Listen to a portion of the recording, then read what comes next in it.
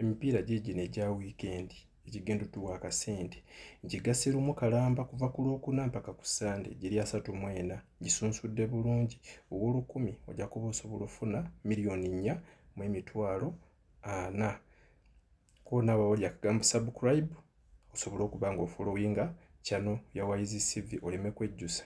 Booking code gisange mu comment section. Kankusomera emipiira ogiwulirize bulungi. Ku lunaku olwokuna tugenda tandika n'omupiira gwa Al-Shabaab ne Al-Nassr mu ggwanga lya Saudi Arabia tuwe Al-Nassr okuwangula agoba kikopo.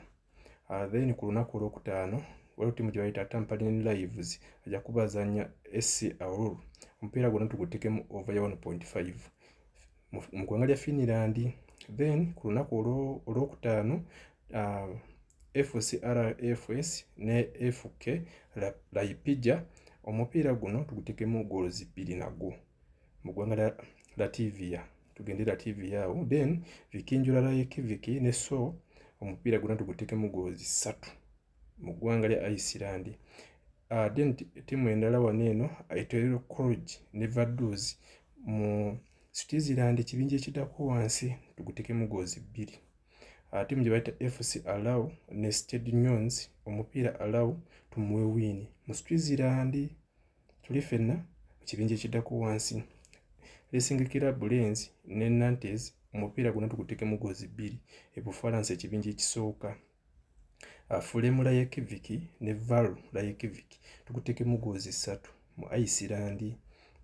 Timu gye bayita Shanghai Shenhua mu ggwanga lya China omupiira gwe tugutekemu goals 2 omupiira gwonna. Timu gye bayita Mulungi Bay tumuwe double chance ali Sweden tuli fenna. Timu gye bayita Hammarby IF tumuwe double chance naye ali Sweden. Awo tuli ku lunaku lwa mukaaga lwe tutambuza.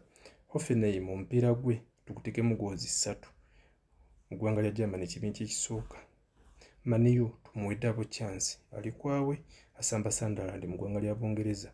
Kopa tumuwe win ono Kopa ojja musanga mu ggwanga lya Slovenia.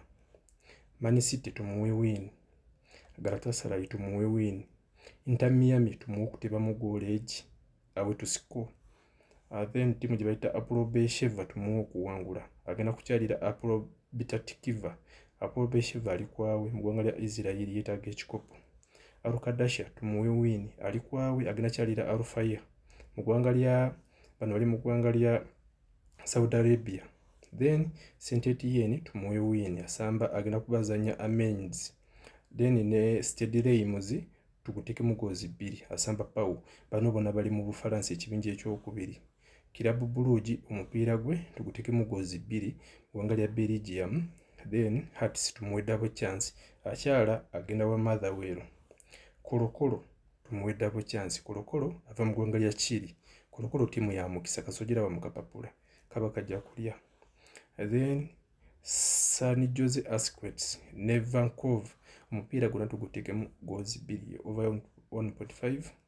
Cruz Azul omupiira gwe tugutekemu goals 2 oli San Jose bali mu US then Cruz Azul mu ggwanga lya Mexico. Then Port FC tumuwe double chance ono jamusanga mu ggwanga lya Thailand. Celtic omupiira gwe tugutekemu goolo asamba Rangers. Lugano omupiira gwe tugutekemu goals 2 asamba St Gallen. Then Vagil ne Federation tugutekemu goals 2. Vagil ne Federation bali mu ggwanga lya Denmark ate Lugano ne munne bali mu ggwanga lya Switzerland. Celtic ne munne bali mu ggwanga lya Scotland tuli fenna. Then Young Boys ne Basel tugutekemu goolo mu ggwanga lya Switzerland.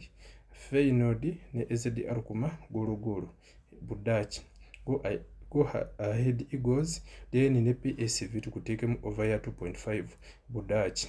Laskirins ne Salzburg goals 2 tuli fenna ke kakatambula kange mpira 34 ode 125 ow'olukumi $4,400,000 ojja kuneebaza nga kamaze kulya.